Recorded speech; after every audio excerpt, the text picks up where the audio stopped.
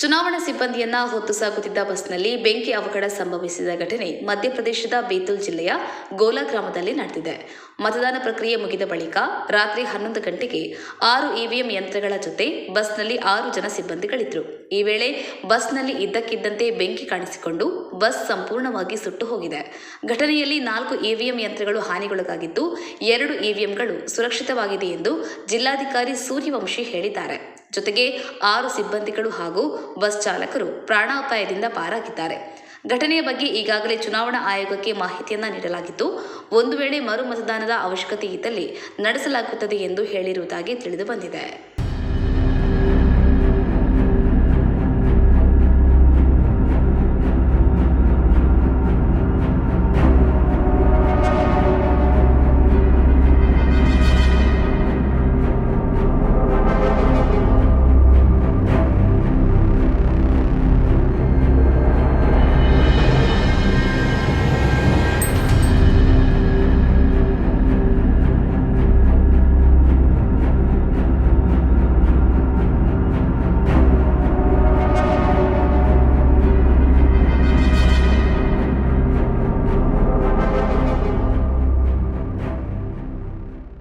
ಹೆಚ್ಚಿನ news ಅಪ್ಡೇಟ್ಗಾಗಿ Prajaprakash news YouTube channel ಅನ್ನು subscribe ಮಾಡಿ ಮತ್ತು ಬೆಲ್ ಬಟನ್ ಕ್ಲಿಕ್ ಮಾಡಿ.